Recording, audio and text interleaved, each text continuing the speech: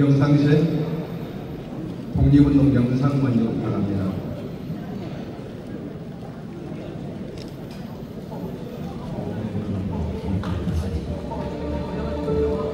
우리는 이에 우리 조선의 독립운동과 조선인의 자주민임을 선언한다.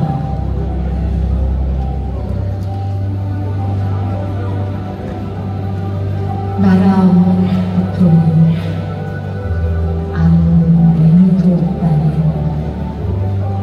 크나큰 진리를 일깨워 주시는 왠들 잊을 수 없어. 오늘 여기에 다시 모였습니다.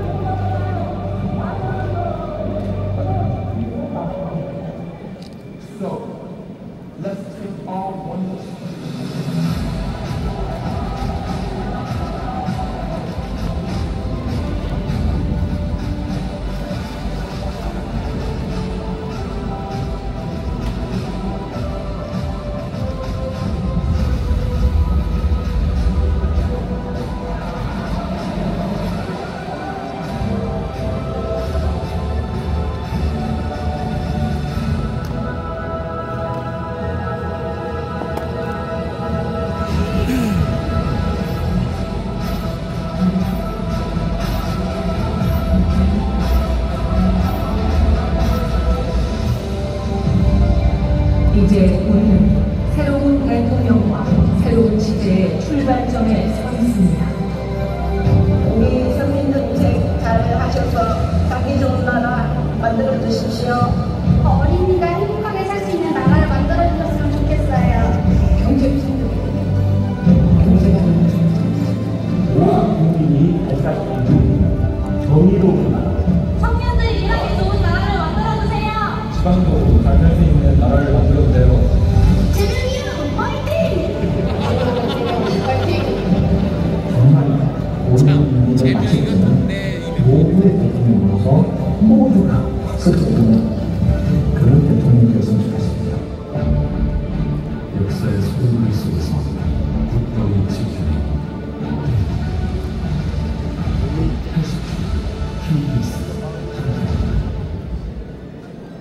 광복 80주년을 맞아 독립운동, 민주화운동, 통일운동 특별강단 진행을 맡은 노준복 장로입니다.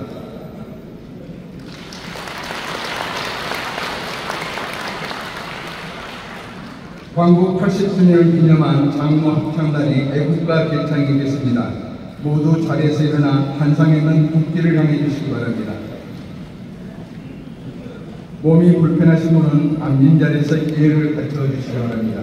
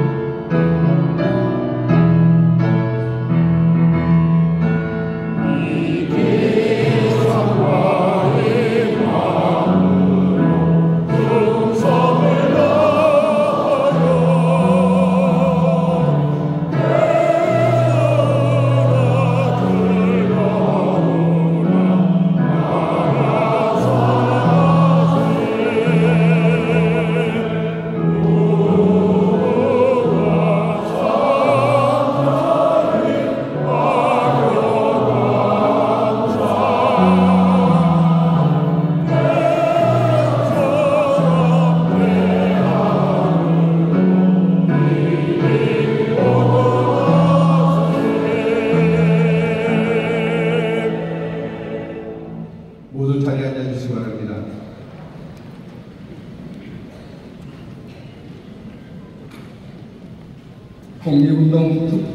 독립운동선 특별 강단 시간입니다. 성공회대 한홍구 석작 교수님 앞으로 모시겠습니다.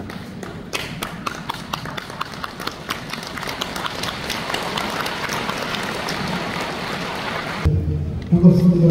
전국에서 오신 여러 한국기독교장로회 장로님들, 이렇게 뜻깊은 자리에 더군다나 광복 80주년 광복절 아침에 이렇게 말씀을 드리기 위해서 대단히 영광스럽게 생각합니다. 다시 한번 인사드리겠습니다.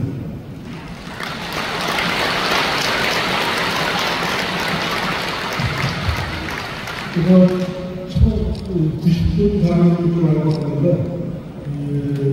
60분만 하려다가 벌써 7분을 까먹어서 좀 시간을 까지까지 가야 할 것 같습니다. 60분을 좀 떼주시고요. 제목을 남태용에서 나오던 한국국민운동이라고 붙여봤습니다. 남태용 다 아시죠? 이번에 우리가 내각을 진압해 나가는 과정에서 아마 성지라고 할까요? 대처비를 두 개 들고 올 수 있습니다. 첫째, 여의도가 있었고, 또 그때 기업이 시작 때부터 기업이 진압될 때까지, 윤석열이 탄핵될 때까지 매주 광화문이 있었고요. 그 다음에 또 아주 중요한 고비가 남태용입니다. 저는 개인적으로 이 남태용이 1980년 광주가 되었던 것처럼 한국 현대사의 상징적인 지점이 될 거라고 생각합니다. 거기서 힘없는 사람들끼리 연대 그리고 나눔 그것이 한국 민주주의의 미래를 비춰줍니다. 그것이 독립운동에서부터 시작된 우리 역사가 앞으로 나가는 데서 굉장히 중요한 전기가 되고 우리 민주운동의 성지로서 광주에 이어서 새로운 민주운동의 성지로서 끝까지 기억될 거라고 생각을 하고 그 남태용 정신에 비추어서 독립운동을 돌아볼까 합니다. 사실 독립운동사가 이야기거리가 너무나 많기 때문에 이거 뭐 한 학기 수업을 해도 부족한데요. 시간을 쫓기게 되는데 오늘 뭐 1시간 내에 말씀을 드리려고 하니까 우리가 어떤 구체적인 얘기를 한다기보다는 여러 장로님께서 돌아가셔서 생각해 보실 수 있는 문제들, 그러니까 신도님들 그리고 또 목사님들 또 이제 집사님 권사님들과 같이 생각해 볼 수 있는 그런 문제들 중심으로 말씀 나누고 합니다. 다음. 우리가 대한민국이 참 특별한 게요. 보통 이제 다른 나라들이 식민지 지배를 겪죠. 그리고 또 군사 독재나 여러 형태의 독재를 겪는 나라들이 대단히 많습니다. 그런데 우리는 어떤 점이 특별하냐면은 식민지 지배도 겪고 독재도 겪었지만 분단을 겪었죠. 아마 여러분들 지금 한반도기가 숨겨진 티셔츠를 다 같이 입고 계신데 이런 분단을 겪은 나라는 지구상에 많지 않습니다. 독일 분단을 겪었고 베트남 분단을 겪었지만 그 두 나라가 모두 다 통일이 됐죠. 우리만 오늘 광복 80년, 해방 80년으로 뜻깊은 날이지만 또 한편에서는 분단 80년입니다. 그 아픔을 간직하고 있는데 그 아픔 속에서도 우리가 전 세계에 내놓을 수 있는, 떳떳이 내놓을 수 있는 아마 전 세계에서 가장 발전한 민주주의. 그전에는 미국이 제일 발전한 민주주의 국가라고 그렇게 생각을 했었는데 지금 미국은 아주 형편없이 민주주의가 파괴되고 있죠. 근데 한국은 민주주의가 위기를 맞았다가 그것을 극복하고 앞서 나가고 있습니다. 우리 1894년, 지금부터 131년 전에 갑오동인 전쟁, 전봉준을 비롯한 동학농민군이 우금치고개를 넘지 못했습니다. 그리고 거기서 엄청나게 많은 분들이 돌아가셨죠. 그런데 지금 대한민국의 현실은 어떻습니까? 아마 이때 그분들이 꿈도 꾸지 못할 정도로 대한민국은 부자 나라가 됐습니다. 우리의 생활수준이 엄청나게 좋아졌죠. 그렇지만 문제는 뭐냐면 지금의 우리 이 땅에 살고 있는 젊은이들이 얼마만큼 행복하다고 느끼는가. 그런 점에서 본다면 우리가 굉장히 많은 성취를 이뤘음에도 불구하고 과제가 많이 남아있다는 것입니다. 네. 자, 이제 독립운동을 하게 된 것은 나라가 망했기 때문이죠. 나라를 누가 망쳤을까? 저기 보이는 의병들입니다. 저 의병들 보면 몇 살쯤 돼 보입니까? 재미있는 게 수영난 사람이 한 명도 없죠. 조선시대 대한민국 때까지만 해도 수염이 굉장히 늦게 난 모양이에요. 아마 영양 문제랑 관련이 있을 것 같은데 나이가 30이 넘어서 수염이 30쯤 돼야 수염이 나기 시작했다고 그럽니다. 수염난 사람 한 명도 없는 다들 젊은이였습니다.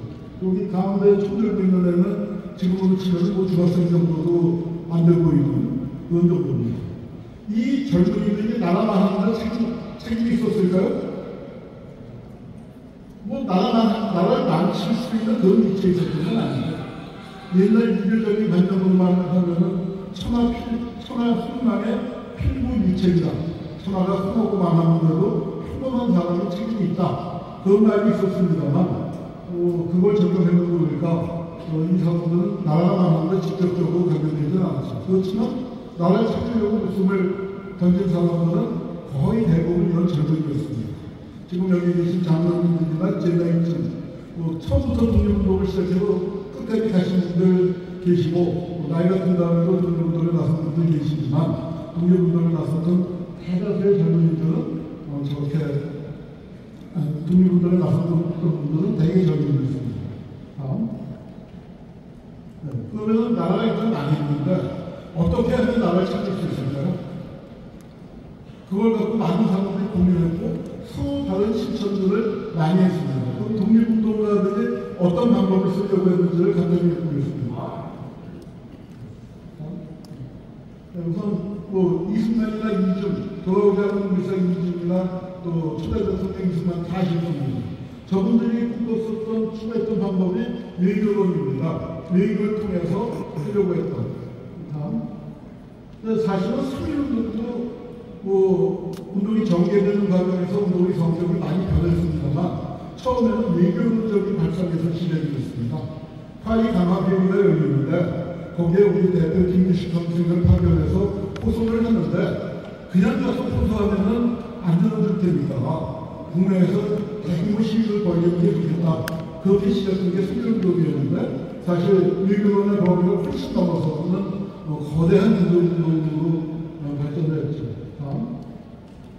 그러나 저 외교론이 외교도 굉장히 중요합니다만 안타깝게도 임시정부가 끝내 승인을 받지 못했습니다. 미국이 인정을 안 해줬죠. 그래서 이제 안타까운 게 임시정부 인민들의 귀국 사진이 없습니다. 백범 선생이 한국에 서울달에 돌아오시는 그 모습을 찍은 사진이 존재하지 않습니다. 그만큼 우리가 가슴 아픈 거고요. 그 다음에 이제 실력의 선생. 저 위에 쓰인 사진은 다 안창호 선생님입니다. 안창호 선생이 젊었을 때 나이가 드신 다음에 그리고 감옥 안에서 그래봤자 안창호 선생님이 60에 돌아가셨으니까 여기 지금 장로님들 중에는 60 넘으신 분들도 꽤 많이 보입니다. 그 밑에는 추원 이광수입니다. 안타깝죠? 독립운동에 나섰다가 끝이 좋지 않았습니다. 안창호 선생님의 굉장히 제자인데 안창호 선생님하고도 조금 좀 격이 다른 액면가로 말도 비슷한 얘기를 많이 했지만 좀 다른 방향으로 가지 않나 싶어요. 그 다음에는 이제 무장투쟁론. 여기 보면은 다양한 부분이 있는데 저 왼쪽 위가 홍범도 장군이고 오른쪽 아래가 김일성입니다. 홍범도 장군에서 김일성이 이르기까지 무장투쟁. 일본 놈들이 말로 해서 늘어나지 않습니다. 그리고 남의 나라가 도와주지 않는다. 우리 힘을 길러서 우리가 싸우는 수밖에 없다. 그것이 독립운동의 저는 대세였다고 생각을 합니다.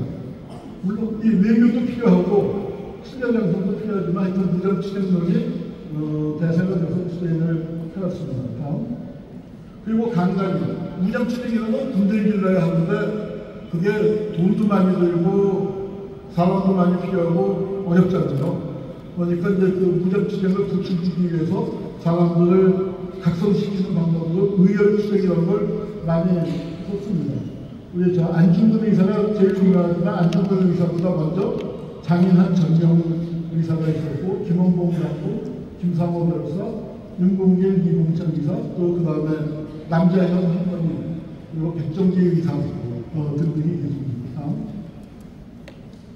네, 그 다음에 이제 우리가 삼일운동인데 저 왼쪽 사진이 고종 황제 사진인데 돌아가시기 전날이라고 그래요.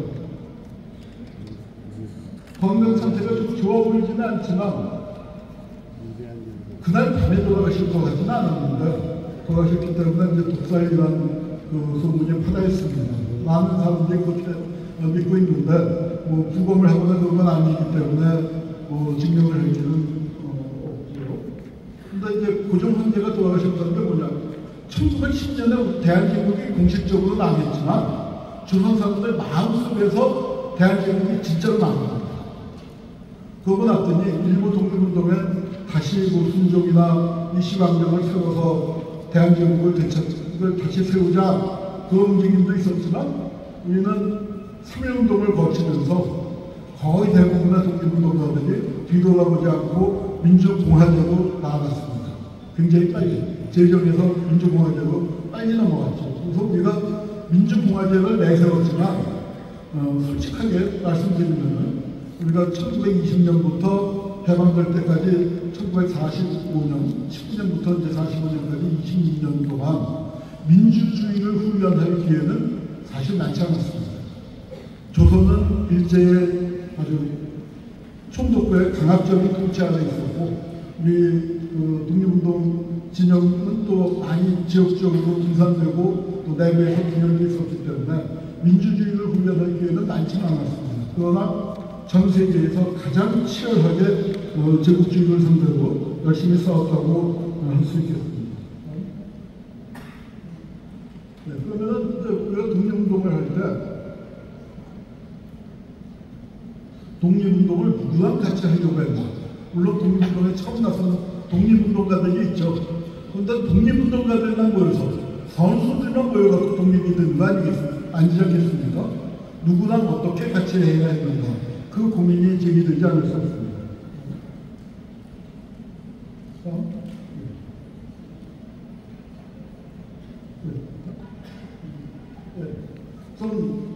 이제 제일 먼저 시작된 게 의병운동이겠죠. 나라가 이제 거의 망해가는 과정에 명삼황후가 시해됐을 때 1895년에 을미의병이 있었고 1905년에 을사의병이 되고 난 다음에 을사의병이 있었고 또 군대 해산된 다음에 정리의병이 있고 이렇게 그랬는데 의병을 처음에 일으켰던 사람들은 양반이 나왔어요. 근데 신돌석 장군처럼 이름이 돌석이니까 어때요? 양반한테 보이지는 않죠? 네. 이름부터가 이제 평민이라는 게 티가 푹 납니다. 근데 평민의병장이 등장한 걸 양반의병장보다 매우 불편하게 여겼습니다. 그래서 이 의병 내부에서도 식구인제 문제가 해결 안 되는 거예요. 그래서 드라마 보셨는지 모르겠습니다만 미스터 선샤인이라는 드라마가 있었는데 굉장히 이 장면을 잘 그렸습니다. 역사학자가 길게 설명하는 것보다도 대사 몇 마디로 동작 몇 마디로 화면으로 정말 잘 보여주는데 여기서 이병헌이 극 중에서 유진초이죠. 그러니까 애기씨 김태기한테 묻습니다. 여자지만 의병을 하고 있는 거예요. 그냥 이제 누가 비아냥거리죠. 아유 여자가 무슨 꽃으로 살지.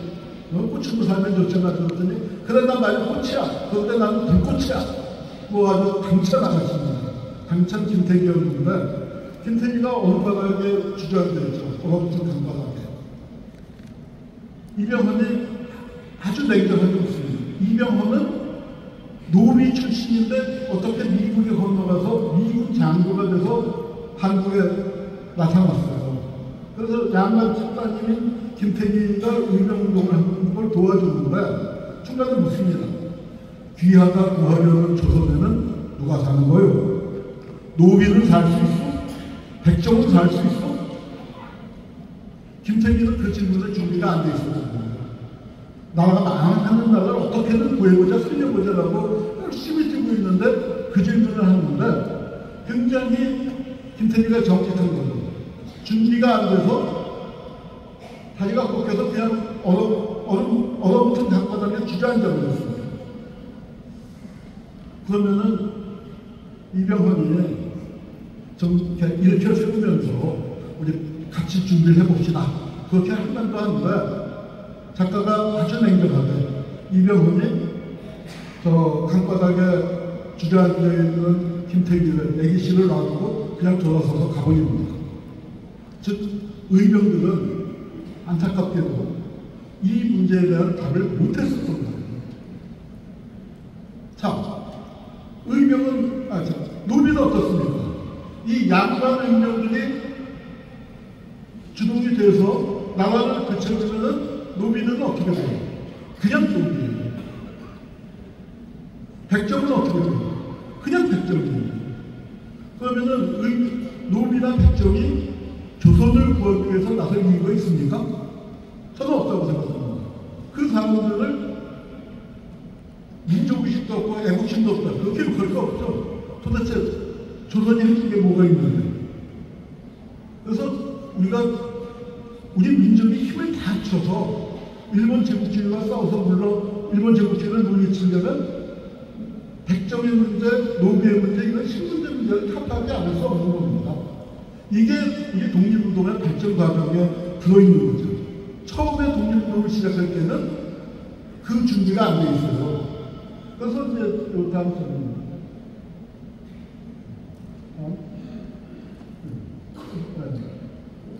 다음 장면. 여기 이제 이게 그 미스터 선샤인의 마지막 장면입니다. 드라마 속에서 나온 그때까지 나왔던 모든 좋은 편에 있었던 사람은 다 죽었어요. 다 죽고 주인공이 애기씨 혼자 살아남았습니다. 근데 저 무대가 뭐냐면은 애기씨가 뭘 하고 있냐면 독립군을 키우고 있어요. 미스터 선샤인에서는 설명을 안 했지만 누가 봐도 저건 시설구간 학교를 의미하는 겁니다. 거기서 새로운 독립군들을 키워내고 있어요. 귀화가 구하려는 조선에는 누가 사는 거예요? 거기에 대답을 못해서 주저앉았던 애기씨가 살아남아서 독립군을 키울 때는 어땠겠습니까? 길게 설명은 안 했지만 그 문제에 답을 안 할 수가 없었던 거죠. 다음. 이것도 영화 암살의 한 장면입니다. 그래서 이제 전지현하고 하정우가 남녀 주인공이죠.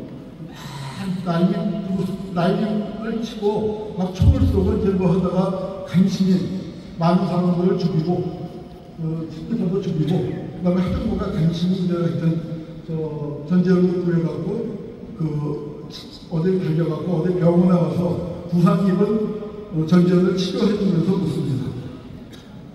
친일파 한 분을 죽인다고 독립이 되냐? 그랬더니 뭐라고 대답을 하냐면 모르지라고 하네요. 모르지라는 건 무슨 뜻일까요?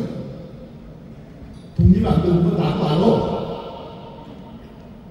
그런데 그거를 독립 안 되는 건 말하기 싫으니까 모르지. 그렇게 얘기하는 거예요. 그러면서 하는 얘기는 뭐냐면 제가 알려주시겠지만 그렇지만 알려줘야지. 우리가 계속 싸우고 있다. 누구한테 알려줍니까? 저는 두 가지 이유라고 생각해요. 하나는 일본 놈들한테, 또 하나는 우리 동포들한테. 독립운동을 하는데 성수들만 모여서 할 수 없다잖아요. 대중이 참여해야 돼요. 그런데 그 당시에 일제시대에 대중이 대다수는 누굽니까? 농민들 아니겠어요? 그 농민들 거의 대부분이 소작농입니다. 소작농들한테 독립운동 합시다. 나라가 되찾아야 했던 됐어.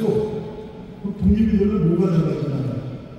독립운동을 하는데 지금 요새 시위 나가는 거 탄핵반대 집회에 시위 나가는 거하고는 차원이 다르잖아요.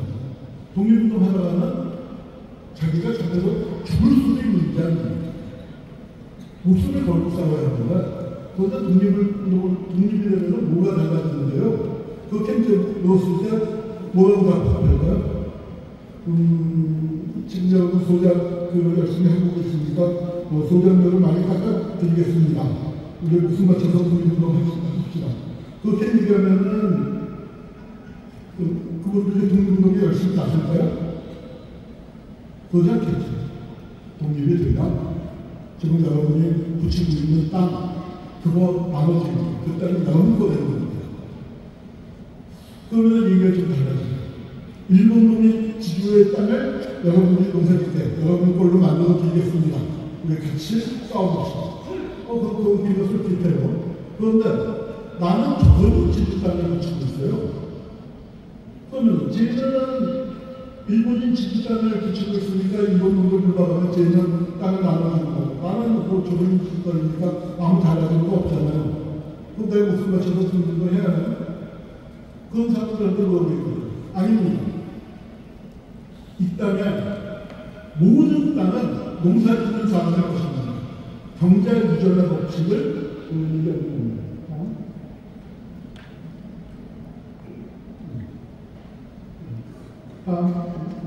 그래서 우리 재헌헌법에 보면 농지는 농민에게 분배한다는 규정이 들어가 있잖아요. 저게요, 경제 유전의 법칙이 언제 적용이 됐냐? 조선 후기에 밀란을 보면은 땅 나눠 달라는 얘기는 없었습니다. 저 땅을 내 걸로 하겠다. 지주 땅 내 걸로 하겠다는 얘기가 없었습니다. 하나에 가서 세금이 너무 무겁다. 한국 고인의 이자가 너무 비싸다. 그걸 따졌던 문제. 동학국민전쟁에서도 땅 나눠 달라는 얘기는 없었습니다. 일제시대 농민운동에 20년대나 30년대 초반 농민운동의 주력이 소작쟁이인데 소작쟁이 뭐예요? 지주의 토지를 달라는 게 아니죠. 소작료를 깎아달라는 거죠. 그런데 해방적인 농지개혁이 들어갑니다.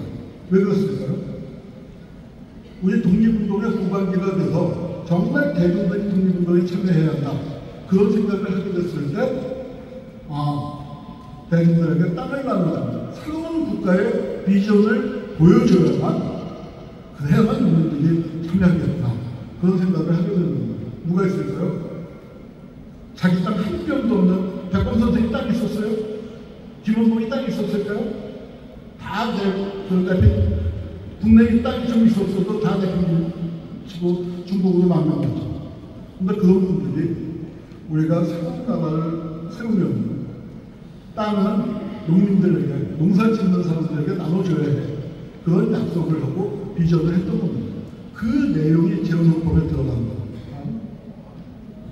그래서 우리 재헌헌법은요, 지금 여러분들 돌아가셔서 장문회의 끝난 다음에 댁에 가신 다음에 인터넷에 보면 다 있습니다.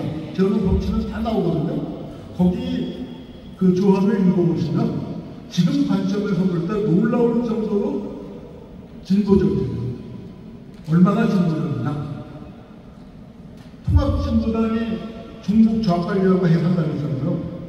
통합진보당 강정보다 더 왼쪽에 있습니다.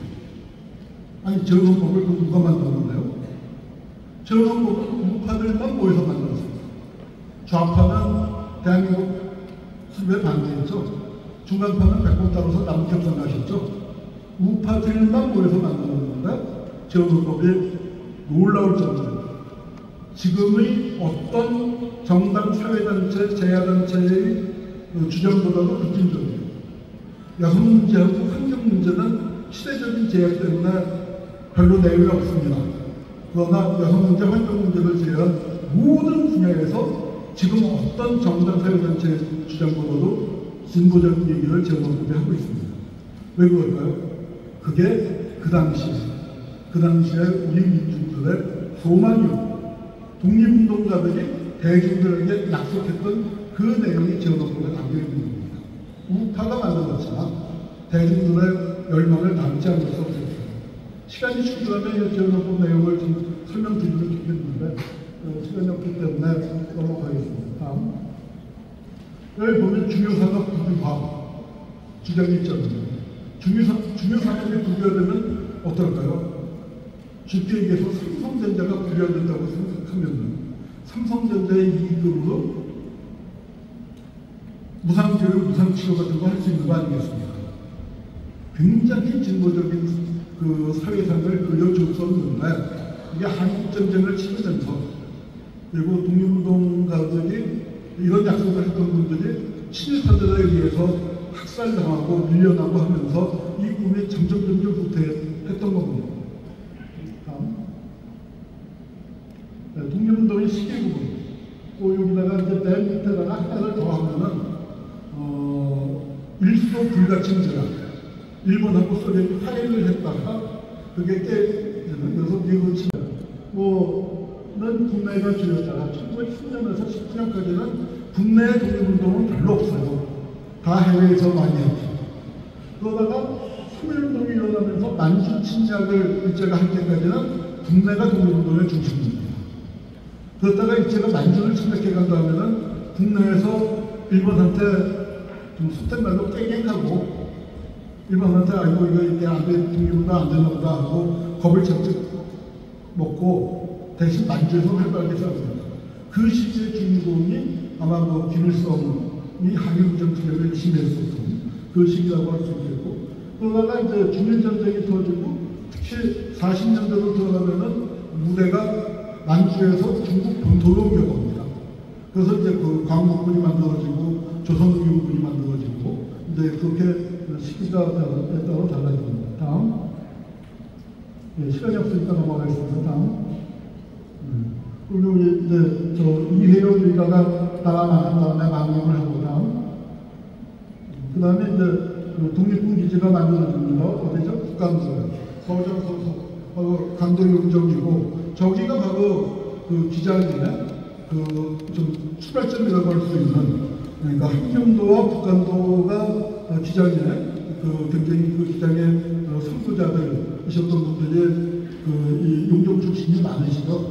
김재준 목사님, 문익환 목사님, 형제분, 강원영 목사님 뭐 이런 분들이 대개 이쪽 그 흠에서 나오셨고, 그리고 북한도는 우리 독립운동에서 이 기독교 쪽에 그 기장의 발상지이기도 하고 거기에 뭐 광명중학교, 문신중학교 이제 그 유명한 학교 출신들이 또 많이 계시고, 그리고 또 그 무장투쟁에서 흥명도 장군 김재준 장군의 기반도 여기고 김일성이 한일 무장투쟁을 한 것도 바로 여기를 기반으로 했던 겁니다.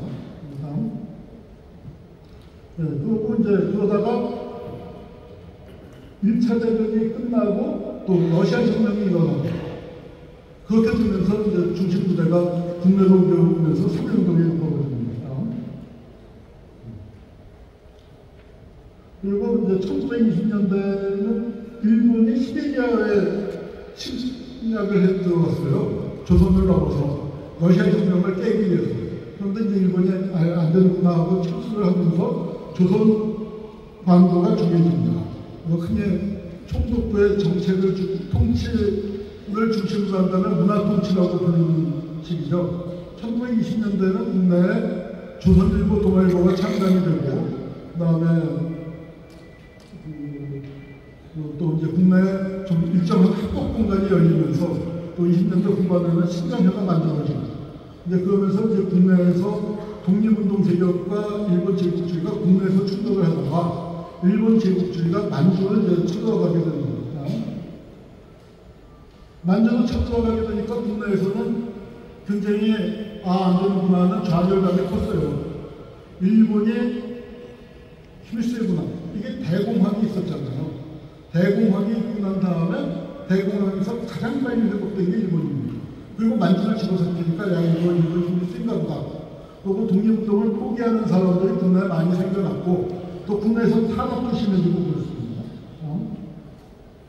그러다가 이제 중일전쟁이 터집니다. 노구교 사건이라고 저게 한자로 노구교라고 보이죠. 그 중일전쟁이 터지는데 중일전쟁이 막상 터졌을 때는 국내에서 독립운동을 포기했던 사람들도 이렇게 생각한 사람이 많았어요. 일본이 욕심이 과하다.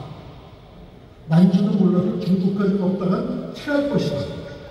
그래서 야 이건 이제 일본이 망하고 우리한테 기회가 올 거야. 그런 생각을 또 잠시 했었는데 그게 뭐냐면은 공공부대가 한국 입성이라고 하는데 한국하고 무창이라는 것을 합쳐서 요즘은 무한이라고 부르죠.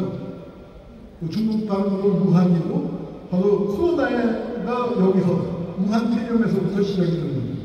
그런데 이 우한이 함락되면서는 어떻게 생각을 했냐면은 아이고 중국도 별 수 없구나. 중국이 일본이 중국도 집어삼키는구나 하고 저기서 진짜 좌절했다는 거예요.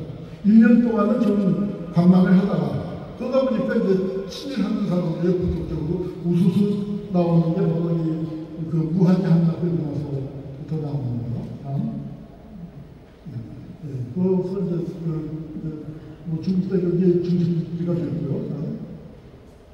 그래서 이제 해방이 될 무렵에 되면은 저렇게 4대 독립운동 세력이라고 이제 우리가 흔히 학교에서 얘기를 합니다.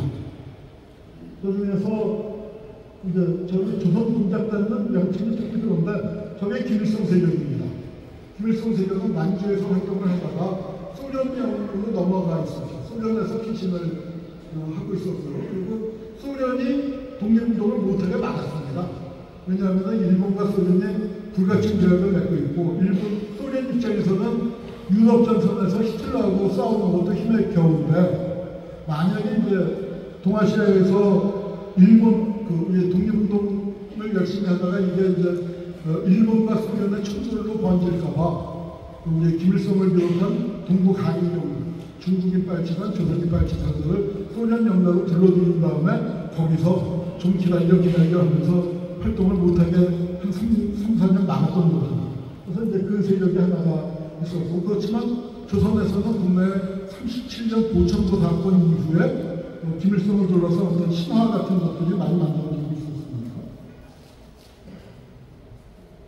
그리고 해외에서는 그리고 국내에서는 여운형 선생의 조선 건국동맹. 근데 이제 건국동맹은 해방 직전에 만들어졌어요. 그래서 해방 직전에는 좀 이제 일제 산업은 아주 심해지고 독립운동의 선수들은 독립운동을 많이 포기했지만 이 민중들이 도저히 못 살겠다. 일제가 많이 징용을 하고 끌고 가잖아요. 그러니까 1930년대까지 어땠냐면은 일본 놈들과 조선 사람들이 독립운동가와 친일파, 일본 제국주의가 부딪히는 시기고 대중들은 독립을 바라지만 독립운동에는 직접 뛰어들지는 못하는 거예요. 직접 뛰어드는 분들도 있지만 다 뛰어든 건 아니었어요. 근데 40년대가 되면 양상이 바뀝니다. 여러분 어렸을 때 할머니, 할아버지께 일본 놈들이 징병 끌고 가다가 집안에 왔다 그 다음에 노크를 뺏어갔다는 얘기 들어보셨죠? 그래서 마당에 노크를 파고들었는데 그거 귀신같이 해서 딱 봐서 노크를 뺏어가고 그랬다.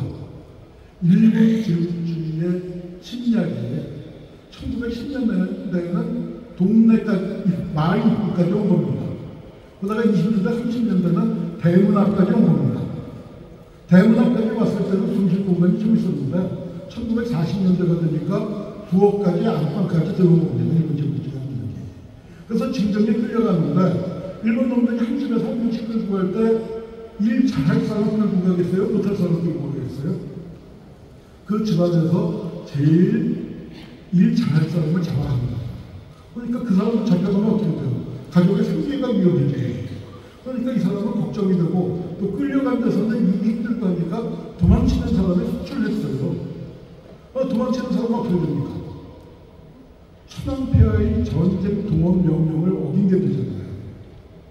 그 전까지는 그냥 집에서 농사 짓고 일본 놈들이 세금 내려가면 세금 뜯기는 거 그냥 뜯기고 있으면은 날 잡아잡고 하고 있으면은 그럭저럭 살아갔는데 이제는 어때요? 일본 제국주의의 그런 동원력을 직접 어겼으니까 일본이 망해야만 내가 살 수 있다. 이런 상황이 되는 거예요. 그래서 1940년대는 선수들은 독립운동을 포기한 사람들이 많았는데 국내에서나 일본이나 어디 징용으로 끌려간 사람들 사이에서는 이래 주구나 저래 주구나 우리가 독립운동을 열심히 시작해보자 하는 그런 기운이 막 올라왔습니다. 이게 뭐냐면은 해방 후에 격동기가 만들어지는 게 이런 바닥에서의 기운이 있었기 때문입니다. 독립운동가들, 선수들, 유명한 사람들만 보면 아무 시기지 않지만 실은 독립운동이 끌어오르고 새로운 세상에 대한 야망이 끌어오르고 있었던 겁니다. 그리고 임시정도 뭐 잘하시는 거고요.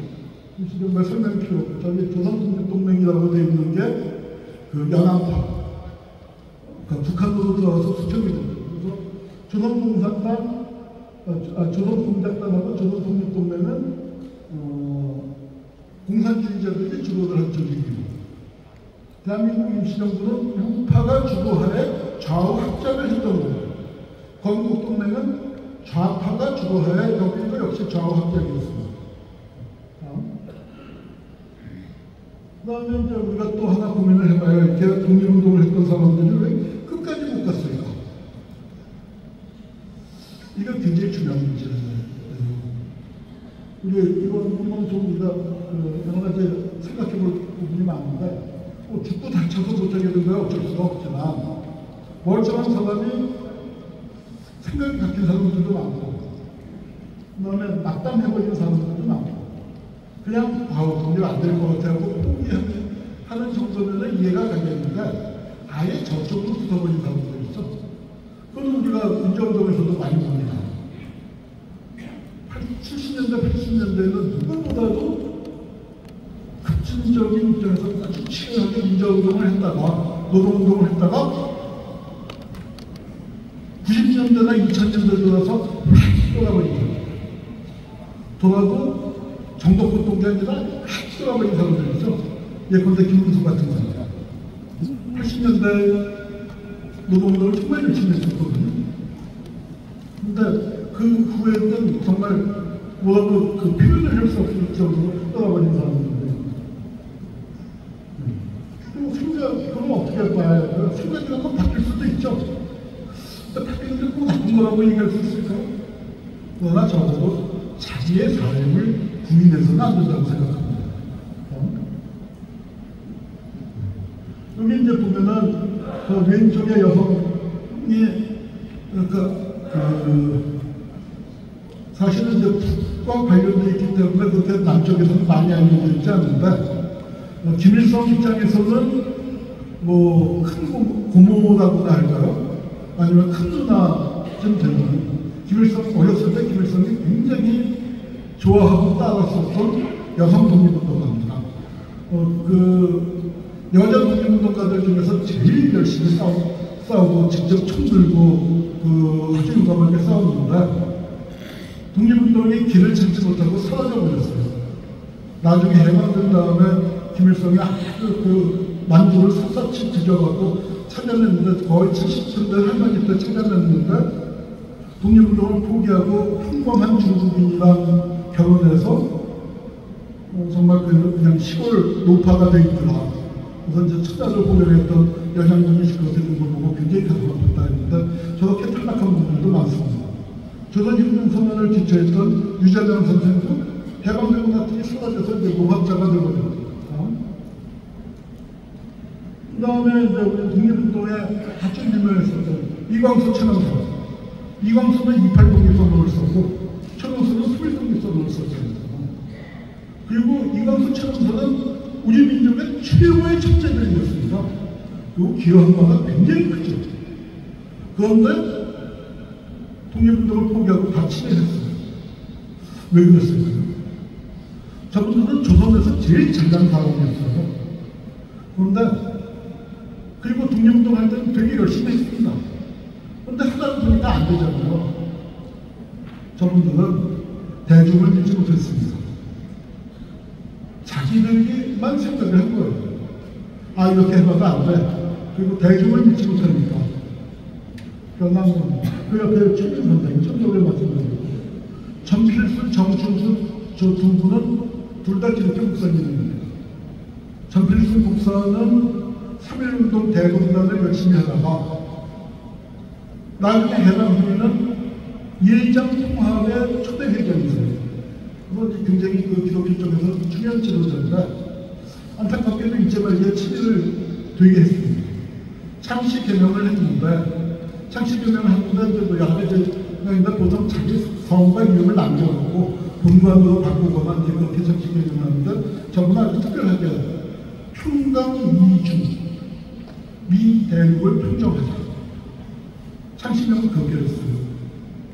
정충수 목사는 민족대표 33이나 한 분인데 강리교 목사님이었는데 강리교에서 추출돼서 천주교로 개종을 했습니다. 강리교 전체를 지지로 끌었다고 해서 대박 후에 그 밑에는 을사오죠. 나라 팔아먹은 을사오죠 뿐이겠습니까만 더한 놈들도 많죠. 그 다음에 근데 이완용 같은 사람은 보면 독립협회에 아주 핵심인 분이에요. 그 다음에 이제 직업적 친일분자들. 우범산이라는 사람은 우장춘 박사 아버지예요. 하여튼 직업적 친일분자들도 있고. 그 다음에 이 밑에는 진짜 김창진이 노노소리 흉이 아니라 이종형인데 오타가 되는 이종형, 김태석, 박종평. 이종형은 영화 암살에서 이정재의 모델이고요. 박종평은 악질 범죄였는데요. 4월 현무 때 박종철 쏴 죽이고 시신을 이겨놓습니다. 기가 막히잖아요. 반민특위 잡혀갔다 악질 범죄이 반민특위 깨지면서 무죄받고 풀려나서 11년 뒤에 김주영을 그렇게 죽였다는 거예요. 이런 놈들까지 친일사진에서 제일 나쁜 놈들이 이 부류겠죠. 그 다음에 이제 저 맨 쪽에 누군지 그래서 이름을 제가 다 들었는데 박정희 알아보시겠죠? 그 다음에 정일권이고 백선엽이고 김대겸이고 서정준이고 저 사람들은 대개 1917년에서 20년 그 사이에 태어난 사람들이에요. 앞에 친일사들하고 좀 다르다고 생각합니다. 있는 나라 팔아먹은 사람들은 아니에요. 태어나 보니까 이미 조선이 일본의 식민지였습니다. 근데 거기서 긴 칼치고 싶었던 사람들. 근데 실제 우리한테 영향을 더 많이 미친 사람들은 이 사람들입니다. 지금 우리 세대한테는 이 사람들이 더 많이 미쳤죠. 그 다음에 그리고 이익에 따른 침묵화가 있고 10년에 따른 침묵화가 있고 살다 보니까 이익이 10년이 되고 10년이 이익이 됩니다. 사람이 자기를 그렇게 세뇌시키는 거예요. 저걸 이제 요즘 젊은 사람들한테 한마디로 얘기한다면 이거 같아요. 중일망한 말 한동안 유행했죠. 김태효라고 윤석열 정권에서 굉장히 실세로 있었어. 아마 내각 특검이 제대로 파헤치면은 저 사람도 온전치 못할 겁니다. 근데 이 윤석열 미군을 친일로 끌고 간 장본이 있는데 저 사람이 JTBC 시대에 나와서 인터뷰를 하면서 그런 얘기를 했어요. 일본한테 이렇게 양보하면 일본이 어떻게 그 대응을 합니까? 우리가 이렇게 한 만큼 잘 해줍니까? 그렇게 물었더니 중요한 건 일본의 마음입니다.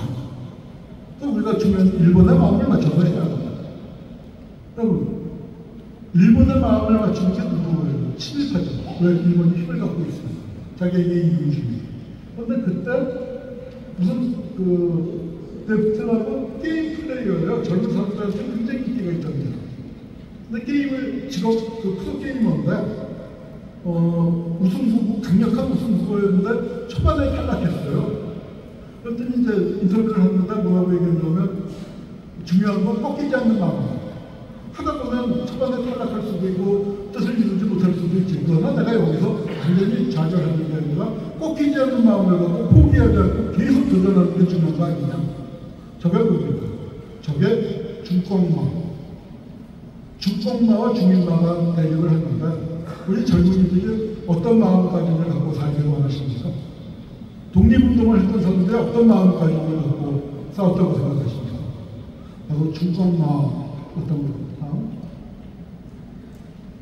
근데 이제 우리가 중일마의 마음을 가진 사람들이 사회 진화론이라고 야국 강식, 적자생존, 무슨열대, 생존경제, 자연동태를 강조했는데 저기 빠져 있으면 어때요?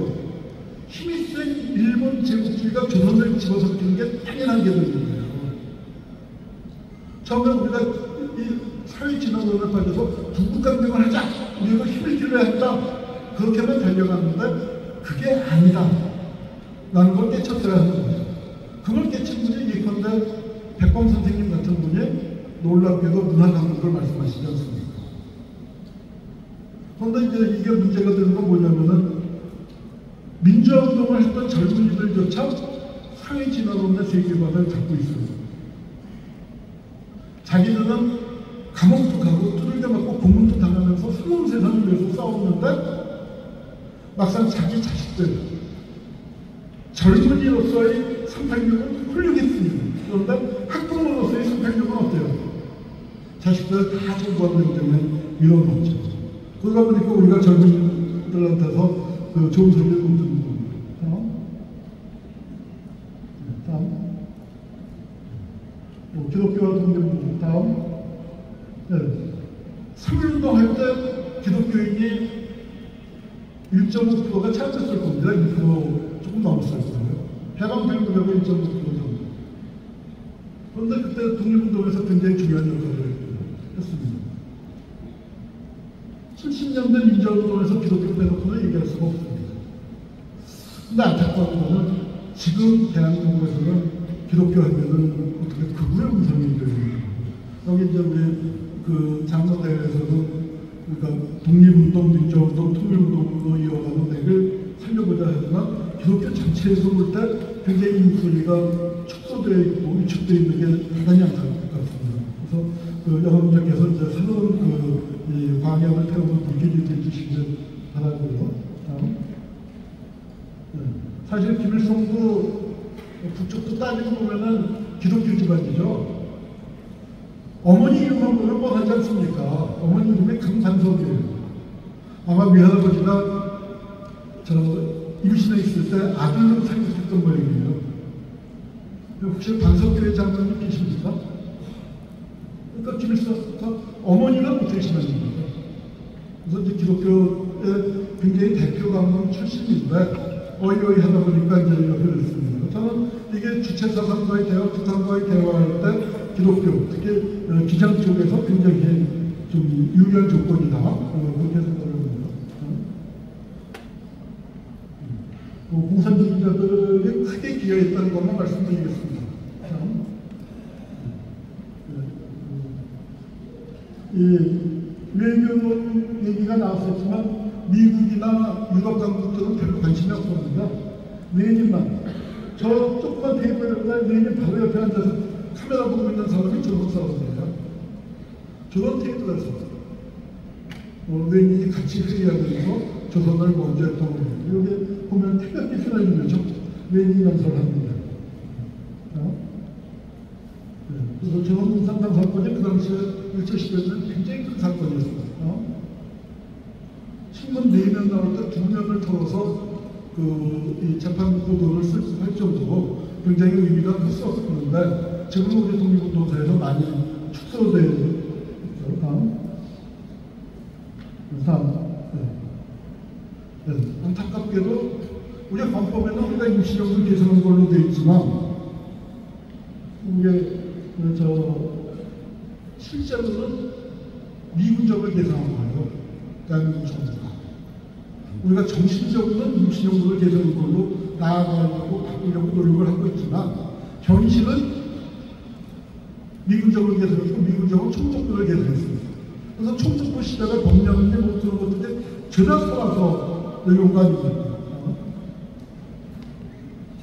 그래서 이제 이게 논쟁이 됐던 게 한국군합회의가 신흥국가 각자가 광복군에서 찾아야 하느냐, 일본군 만주군 출신이 중심이 됐었던 조선경비사관학교에서 찾아야 합니다.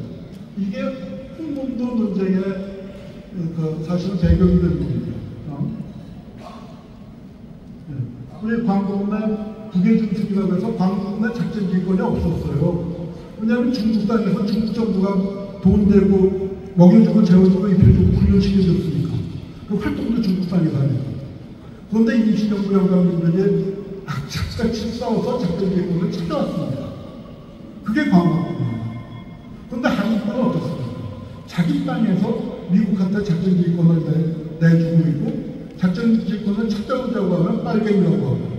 지금 이게 보통 심각한 문제가 아니고 지금 한반도에 미군이 존재하는 게 북한을 억제하기 위해서보다는 중국을 겨냥해서 그러고 중국에서 만약에 양안 사태가 발생하면 한국군을 동원하겠다는 거 아닙니까? 이런 상황이기 때문에 우리가 임시정부를 개선한다면 정말 작전질권 문제 깊게 생각해 봐야 됩니다. 독립운동가들이 꿈꾼 나라. 지금 대한민국의 독립운동가들이 꿈꾼 나라 맞습니까? 독립운동가들이 꿈도 꾸지 못할 정도의 부자 나라가 됐지만 젊은이들이 행복하지 않아요. 그런데 글로 향해서 가고 있죠.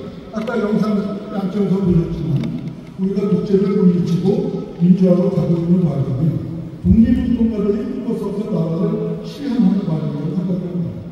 그리고 그 나라를 완전히 온전하게 실현하려면 남과 함께 하나가 되는 게 맞다고 생각합니다. 그래서 아마 그 장로대 계획을 세우신 것도 그런 의미라고 생각을 합니다. 독립운동, 민주화운동, 통일운동이 하나로 한 맥으로 이어지는 그것을 아마 여러분들께서 마음속에 참으시고 원하는 거고요. 독립운동이 꿈꾼 나라가 어떤 나라입니까? 독립운동자라고 지금 선정이 된 사람이 정확히는 18,000명인데 학계에서는 죽은 사람만 10만은 될 것이다. 독립운동하다 사망하면 다 독립운동자가 될 수 있는데 우리 모르는 거예요. 아까 민노선생님에서 아는 사람 누가 있습니다. 그래서 이제 우리가 이름 없는 독립운동가들이 이렇게 많다. 이게 8.15 사진이라고 알려져 있지만 사실은 3월 16일 사진이에요. 서대문 정부에서 가플리아 독립투사인데 저기 여러분들 아는 사람 있어요? 왜 없을까요? 저분들이 어떻게 됐을까요? 저 사진 찍고 7, 8년 지난 다음에 보면 다 죽거나 부부로 갔습니다. 이게 우리 가슴입니다. 38선이 저렇게 그어졌습니다. 이 아이들이 전쟁 때 죽지 않고 살아있으면 지금 85인 겁니다. 우리 김약선, 이여성 이런 들어오신 분들이 있을 겁니다. 산같이 물같이 별같이 20살 때 저런 이름을 지었어요. 그리고 열심히 독립운동 했던 분들입니다. 경상도 젊은이들인데 다 월북했어요. 7서세상에서 다니기 힘들잖아요. 그래서 산같이 물같이 별같이 살던 사람들이 없어졌거든요. 산도 없고 별도 없고 물도 없이 70년 지난 게 해조선이라고 저는 생각을 합니다.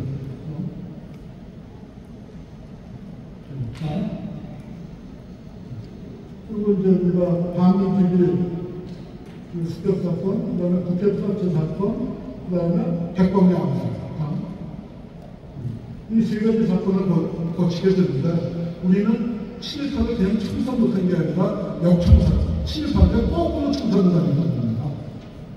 그러면서 전쟁이 터지고 엄청난 인간의 학살이 발생을 했는데 그 속에서 우리가 두세 대 정도 만에 여기까지 회복이 된 거죠. 그래서 그 다음 건국절 문제이고요. 다음 그 다음에 이제 그 백범 선생님이 누가 방금 얘기를 했는데 제가 한 번만 더 하겠습니다. 다음 그래서 이제 그 양태령으로 이제 우리가 긴 이정돈에 대해서 이제 다음 시간에 김상재 선생님께서 말씀해 주시겠습니다만 그 긴 이정돈을 거쳐왔는데 독립운동가들이 꿈꿨었던 나라를 만들어 나가는 과정이다. 그리고 그 독립운동이 꿈꿨었던 나라를 완성하는 것은 바로 통일이다. 왜냐하면 독립운동가들은 분단이라는 것을 상상도 못했습니다. 상상도 못했었습니다. 그리고 분단이 아까 우리가 독립운동가들이 친일파들한테 역청산을 가겠다고 말씀드렸는데 그 역청산이 될 수 있었던 것도 분단입니다. 분단 때문입니다.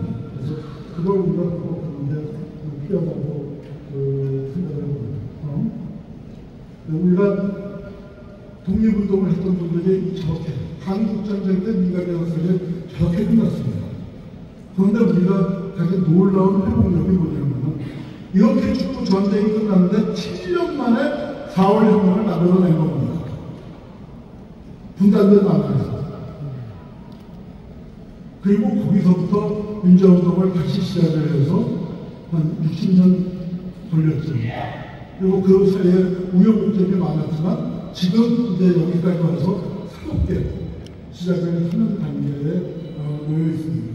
그래서 독립운동에서부터 민주화운동을 거쳐서 통일운동의 과제가 이렇게 이어졌다 말씀을 드리고요. 1분만 제가 안내 말씀 하나 드리겠습니다. 제가 하는 건 사업입니다. 반헌법 행자 열전이라는 작업을 하고 있는데요. 뭐냐면은 대한민국 정부가 수립된 다음에 헌법을 파괴한 사람들, 국가폭력을 제한한 사람들, 그리고 민간인 학살을 한 사람들, 분단을 도착시킨 사람들, 그리고 민주화운동을 탄압했던 사람들을 정리하는 사업을 하고 있습니다. 저 작업을 시작한 지 10년이 넘었어요.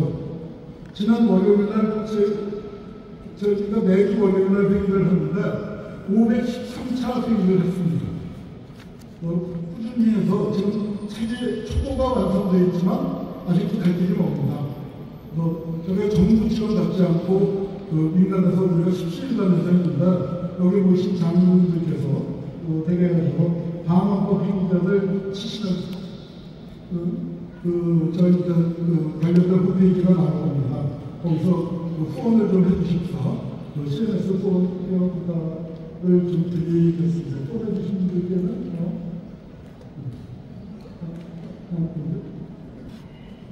네, 제가 쓴 책 한 번씩 사인해서 보내드리도록 하겠습니다. 네, 제 말씀 여기서 마치겠습니다.